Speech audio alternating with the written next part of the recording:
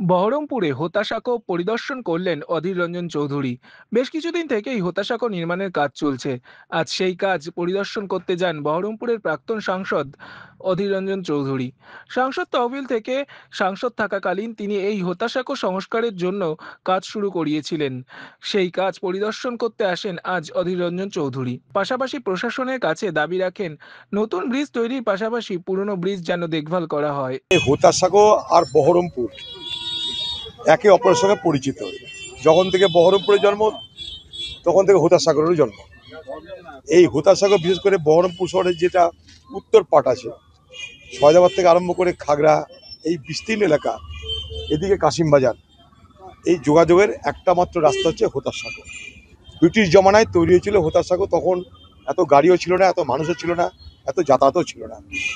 ক্রমে ক্রমে জনসংখ্যা বাড়ে, যাতায়াতের প্রয়োজনীয়তা বাড়ে, গাড়ি ঘোড়ার সংখ্যা বাড়ে, ফলে এই ব্রিজ যথেষ্ট বলে আমরা মনে করিনি। আমি এমপি হওয়ার পর প্রশাসনের সঙ্গে কথা বলে, এখানকার জেলা প্রশাসন যারা দেখভাল করে তাদের সঙ্গে কথা বলে এই প্রস্তাবটা দিয়েছিলাম।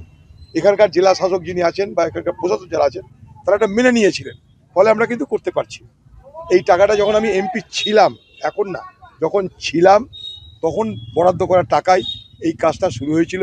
এই কাজটা সমাপ্ত হওয়া পর্যন্ত এটার উপর একটু দেখতে ইচ্ছা করে কেমন হচ্ছে না হচ্ছে, তাই এখানে চলে এসেছি। পাশাপাশি প্রশাসনের কাছে আরেকটা আমাদের দাবি থাকবে, নতুন যে কালভার্ট হচ্ছে ঠিক আছে, কিন্তু পুরনো যে কালভার্ট, এটার সঙ্গে বহরমপুর শহরের ইতিহাস পরিচয় জড়িত।